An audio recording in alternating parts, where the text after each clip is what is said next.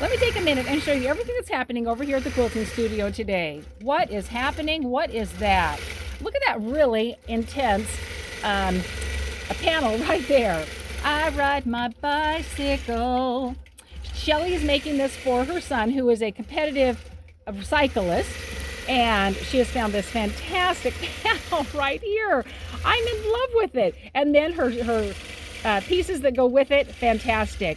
Look at the bicyclist here. She has this fantastic bicycle fabric right here, putting it together in just a really fun way. Everything's just meshing together and creating a nice design to increase the size of that little panel that she's found right there. In fact, let me tell you what size this actually is. 70 by 84. So she has increased that little panel quite a bit to be able to have it going 84 inches. If you have a small panel that's headed this direction, that is set horizontal, but you really want your quilt to be vertical, which most people would, you can continue to add borders and blocks until you just make it longer and longer on the bottom and the top. That's fantastic. Great way to put it together. Love how she has all the L connections and her sashings in between. Nicely done. What do I say when you have sashings and when you have borders and you have to connect them together? Do them on the diagonal and your eye will move much more smoothly over.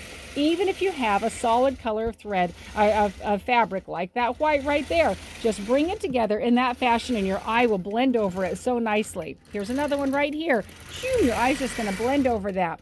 The design I'm putting on it, so much fun. It's actually called Lisa's Bicycle. Isn't that great? Let's see if I can find one for you. There we are. There we are. There's Lisa's bicycle. Look at that. We've got the wheels. We have the handlebars right here.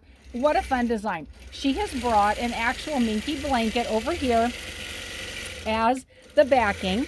Now you know that the sides I need to have released, and so I had trimmed off both sides of the minky blanket right there. Took it outside and shaken it because that minky's gonna fly everywhere. We don't want that happening inside this quilting studio. And so now it can lay on the quilting bed. Otherwise, these two sides are so strong, so dense that the tension is tight. And so I'm going to get a hammock with that backing fabric, especially with a stretchy minky. We don't want that happening at all. Isn't that a gorgeous minky right there?